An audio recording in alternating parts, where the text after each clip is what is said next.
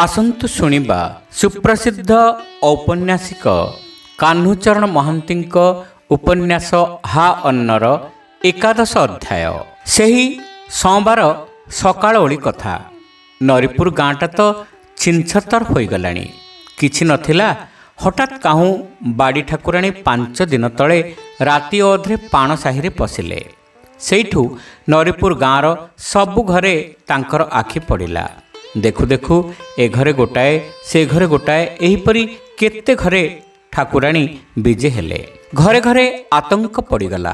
सकाळू संज जाके काहर काहर बा दांड दरजा खोला थाए। संज हेला तो कबाट ताटी बंद करी लोके घर भितर पशिले। निज दुखर किनारा करबाकू बेळ नाही। परर दुखरे सहानुभूति देखाई पदे आहा करबाकू जाउछि किए? ठाकुराणीक डररे घर छाड़ी पदाकू गोड़ काढ़िबार साहस काहार अछि? तथापि गाँर साहसिया टोका केते जण यथा कर्तव्य प्रतिकार करबाकू अंटा भिड़ी ठिया हेले। काळीसी लागिला गछरु तोଳି आनी केते नुआ कथा कहिला। ठाकुराणी मार्जना हेला। बाड़ी देई केते लोककू साप नेई केते आशार कथा सुनाई गले। नगर कीर्तन हेला। भज श्रीकृष्ण चैतन्य प्रभु नित्यानंद बाणी रे गाँर खाल ढीप सबु पूर्ण हेला। टोकाए बुढ़ाए खोल करताल धरी तन्मय होई ढली ढली नाची नाची गोड़ दर्ज कले। रातिरे भोकिला पेटरे साही साही बुली भागवत पढ़ा हेला। कौनसी ठाकुर की ठाकुराणी आसी हतभाग्य मनीषर पिठिरे पड़िले नाही कि हईजा बंद हेला नाही, बरं बढ़ी पानी परी बेलकु बेल माड़ी आसिला। दिन 3टारे गाँरु 10-12 जन खसीगले। सेउठु लोकंक मनरे पशिला, ठाकुर गुड़ा ठक लांचुआ। मनीषर भाग्य विधाता मनीष, ठाकुर नुहे। एई मनीष जाहा करिब ताहा ही हेब। किंतु दाना अभावरे नरीपुरर गरीब लोके करन्ते कौन? एणे घरे खाइबाकू नाही। खाद्य जे काहूँ स्वर्गरे गड़िब सेपरि नुहे। बंधा छंदा पकाई कोठु हेले केमती जोगाड़ जंत्र करी आणन्ते से आशा भी नाही। घरे किछि संबल नाही। मेला चाल छड़ा गाँरे हईजा उपाय कौन? गरीब गुरुबा होई भाग्य लोक गाँ छाड़ी भिक मागी पेट पोषिबाकू आखपाख गाँ सबकू बाहरी गले। जो माने रहिले से माने खाली अनिश्चित आशारे पड़ी रहिले। गोविंद साहूंक घर कथा जमीदार कचेरी फेरी से सबु कथा तांको स्त्री आगरे कहिले। रेणुबो सबु शुणी खाली थरे संगा उपर थिबा धान ओलिया को चाही निश्वास छाड़ी सेठारु उठीगले। फेरी आसी दुखरे मुह गंभीर करी कहिले, थरे प्रधान घर को जाओ। से तो मुह को चाहिबा लोक नुहंती। कौन कहउछंती सुण, तेणिकी जहा भाग्यर थिबो। गोविंद साहू मने मने कौन चिंता करबाकू लागिले। तयार दिन संज बेले उमा 2 माठिया पानी धरी गोटिए हाथरे तार अंधुणी मार हाथ धरी बाट कढ़ाई जेतेबेले आसी दांडरे ठिया हैला, देखला खुड़ी तार बाड़ीपट कांथकू आउजी हाथर मुठाए छांचुणी धरी गंभीर भावरे ठिया होइछंती। उमा अति दुखरे तार खुड़ी को अनुरोध कला, काखर माठियाटा टिके धरल खुड़ी। खुड़ींक मोहरु उत्तर आसिला, हईलो छतर खाई तोर एते गुण लो। उमा ताटंगा होई शुणिला, कि पाप करिछि से जे सबु बेले खुड़ी मोहरु कटु कथा शुणुथिबो? जेते कलाठे भी सबु दिने सबु बेले सेही एका कथा। इडे पोड़ा कपाळी से पेटकू खाइबाकू मुठिए शांति रे बिना छिनछाकरार देबा तो तेणिक थाउ, भलरे पदे मीठा कथा भी से केबे शुणिला नाही। जीवनटा कौन तार एईपरि हिनिमानरे कटिबो? मन दुखरे मुह सुखाई से पचारला, कौन कली खुड़ी? मुह मोड़ी आखि टिकी रेणुबो कहिले, किछि नाही। आहा केड़े निरीह निर्दोष पिलाटा, मनुको पचारनु कौन करिछु? उमा पूर्वपरि कहिला, मु किछि दोष करिछि बोली तो मोर मने हेउ नाही खुड़ी। रेणुबो कहिले, किछि करिनु तो? खाली बारद्वार बुली छतरे पशी भिक मागी जाता घरे खाइछु। छतर खाई मागी खाई को घरे पुराई देबी नाही। छांचुणी माड़े तोर मुह फटौची रह। हईलो एते लोक गाँ छाड़िले मागी खाई पेट पोषिबाकू तू तांकरी सांगरे गलु नाही? तते आउ कोठी मिलिला नाही जे शेषकू जाई प्रधान घरे ऑइंठा चाटी दे आसिलु? आमर ऊपर मुह तळकू कलु? मान महत्व 2 कड़ा करी पदार थोइलु?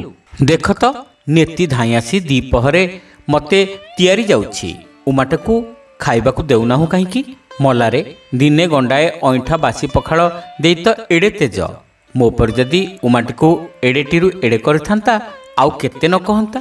ଏତିକି କହି ରେଣୁ ବୋଉ ତମତମ ହୋଇ ଘର ଭିତରକୁ ପଶିଗଲେ। ଉମାର ଦି ଆଖିରୁ ଲୁହ ଉଛୁଳି ପଡ଼ିଲା। ସେ ଧୀରେ ଧୀରେ ମାଠିଆ ଦୁଇଟି ତଳେ ଥୋଇ ଖୁଣ୍ଟକୁ ଆଉଜି ଠିଆ ହେଲା। ସଂସାର ଉପରୁ ତାର ବିଶ୍ୱାସ ତୁଟିଗଲା। ସେ ତ ଜମାରୁ ମଙ୍ଗୁ ନଥିଲା। ମାଲୋ ସୁନାଲୋ କହି ନେତି ତାକୁ କେତେ ଆଦର କରି ପାଖରେ ବସାଇ କୋଳକୁ ଆଉଯାଇ ନିଜ ହାତରେ ଖୁଆଇଦେଲା। ବେଳେବେଳେ ସେ ସ୍ନେହରେ ତାର ପିଠି ଆଉଁସୁଥାଏ, କେତେବେଳେ ବା ତାର ମୁଣ୍ଡକୁ ଛାତି ଉପରକୁ ଆଉଯାଇ ନେଇ ସ୍ନେହରେ ତାର ମୁହଁରେ ବୋକ ଦେଉଥାଏ। ଆଉ ଗୁଣ୍ଡାଏ ଖା କହି ବଳେଇ ବଳେଇ ତାକୁ ନେତି କେତେ ଖୁଆଇଲା। ପରିହାସ କରି କହିଲା, ଖାଲି ଜଗୁ ଯଦି ମଙ୍ଗନ୍ତା ଏ ସୁନାର କଣ୍ଢେଇକୁ କୋଳରୁ କାଢ଼ି ତଳେ ଥୁଅନ୍ତି ନାହିଁ ପରା। ନେତି ମନର ସରାଗ ଦେଖି ଉମା ମନରେ କେତେ ସୁଖର ରଙ୍ଗୀନ ଚିତ୍ର ନାଚି ଉଠୁଥିଲା। ତାର ବିବେକର ରକ୍ତଚକ୍ଷୁକୁ ନ ମାନି ଯୌବନର ଉଦ୍ଦାମ ପ୍ରବୃତ୍ତି ଆଶାର ପକ୍ଷ ଅବଲମ୍ବନ କରି କେତେ ଉପରକୁ ଉଡ଼ି ଉଡ଼ି ଯାଉଥିଲା। କିନ୍ତୁ ଶେଷକୁ ସେହି ନେତି ତାକୁ ଆଣି ବିପଦ ଅପମାନର ମଝିରେ ଛାଡ଼ି ଦେଇଗଲା। ସବୁ କଥା ଗୁପ୍ତ ରଖିବ କହି ଶେଷକୁ ନିଜେ ଆସି ସବୁ କଥା ଖୋଡ଼ି ଆଗରେ କହିଗଲା। ତାକୁ ନିରାଶ୍ରୟ ଦେଖି ବାଘ ମୁହଁକୁ ଠେଲିଦେଲା। ଯଦି ତାର ଏପରି ଅପଦସ୍ଥ କରିବାର ଇଚ୍ଛା ଥିଲା ତ ସେ ତାକୁ ଖାଇବାକୁ ଡାକିଲା କାହିଁକି? ଜଗୁ ଭାଇର ବାଧ୍ୟରେ ପଡ଼ି ଯଦି ସେ ଇଚ୍ଛା ବିରୁଦ୍ଧରେ ଏପରି ତାକୁ ଖାଇବାକୁ ଡାକିଥାଏ। ଛି, ଧୀରେ ଧୀରେ ଏକଥା ଗାଁ ଲୋକଙ୍କ କାନରେ ବାଜିବ। ପ୍ରଧାନେ ଶୁଣିବେ, ତାକୁ କ'ଣ କହିବେ? ସେ ମୁଣ୍ଡ ଟେକି ନରିପୁର ଦାଣ୍ଡରେ ବାଟ ଚାଲିବ କିପରି? ନା ତାକୁ ବିପଦରେ ପକାଇବା ନୀତିର ଉଦ୍ଦେଶ୍ୟ ନୁହେଁ ପରା। ବରଂ ତାର ଦୁଃଖରେ ସେ କାତର ହୋଇ ଖୁଡ଼ିକୁ ତିଆରି କରିବାକୁ ଆସିଥିଲା। ଉମାର ପୋଡ଼ା କପାଳକୁ ସେ ଯାହା ଭଲ କରିବାକୁ ଆସିଥିଲା, ଫଳ ତାର ଓଲଟା ହେଲା। ସେଥିକି ସେ କ'ଣ କରିବ? ତାର କି ଦୋଷ? ଉମା ବୋଉ କହିଲେ, ଆଲୋ ଉମି, ଓଦା ଲୁଗା ପିନ୍ଧି ଦାଣ୍ଡଟାରେ ଠିଆ ହେଲୁ ଯେ? ଉମା କହିଲା, ଘର ଭିତରକୁ ଯିବାକୁ ଖୁଡ଼ି ପରା ମନା କରିଗଲା। କାହିଁକି ବା? ଘର କ'ଣ ଏକା ଖୁଡ଼ିର କି? ଖାଇବାକୁ ମୁଠାଏ ଦବ ନାହିଁ ବୋଲି କ'ଣ ଘରେ ଠାବ ଦେବାକୁ ମନା କରିବ? ଆଲୋ, ଏତିକି କହି ଉମା ବୋଉ ଘର ଭିତରକୁ ପଶିଲେ। ଉମା ଦୁଇ ହାତରେ ଦୁଇଟି ମାଠିଆ ଧରି ତାଙ୍କର ଅନୁଗମନ କଲା। ଉପର ଓଳି ଗୋବିନ୍ଦ ସାହୁ ଘରକୁ ଫେରି ରେଣୁ ବୋଉକୁ କହିଲେ, ଆମେ ସବୁ ଗାଁ ଲୋକେ ଦୁଃଖ କହିବାକୁ ପ୍ରଧାନଙ୍କ ଘରକୁ ଯାଇଥିଲୁ। ଯେତେ ନେହୁରା ହୋଇ କହିଲୁ ସେ ଜମା ଶୁଣିଲେ ନାହିଁ। କିଏ ତାଙ୍କୁ ବୁଝାଇ ଦେଇଛି 3 ବର୍ଷ ଯାଏଁ ଦୁର୍ଭିକ୍ଷ ପଡ଼ିବ। ସେ ତ ସେଇଆ ବୁଝିଛନ୍ତି। ହାତରୁ ଧାନ ଛାଡ଼ିବାକୁ ଏକା ବେଳକେ ଅମଙ୍ଗ, ଆଉ ଉପାୟ ନାହିଁ। ଚଳିବା କେମିତି? ରେଣୁ ବୋଉ, ଗାଁ ଲୋକେ କ'ଣ କରିବାକୁ ବିଚାରିଛନ୍ତି? ଗୋବିନ୍ଦ, ଯାହା ଭାବିଛନ୍ତି ସବୁ ବିଲୁଆ ବିଚାର। କହୁଛନ୍ତି ପ୍ରଧାନଙ୍କ ଘରେ ଧାନ ଥାଉଁ ଥାଉଁ ଗାଁ ଲୋକେ ଉପାସରେ ମରିବେ କି? ଧାନ ଭଲରେ ଦେବାକୁ ନାହିଁ କଲେ। ତାଙ୍କ ନାହିଁରେ କ'ଣ ନାହିଁ? ଦବାକୁ ମରିବାକୁ କିଏ ଭଲ ପାଏ ଯେ ସେ ନାହିଁ କଲେ ବୋଲି ଦୋଷ? କେତେ ଦିନ ଚଳୁଛି ଚଳୁ, ଅଚଳ ହେଲେ ତେଣିକି ଦେଖାଯିବ। ପ୍ରଧାନେ କେଉଁଠି ଧାନ ଛପେଇବେ ଦେଖିବା।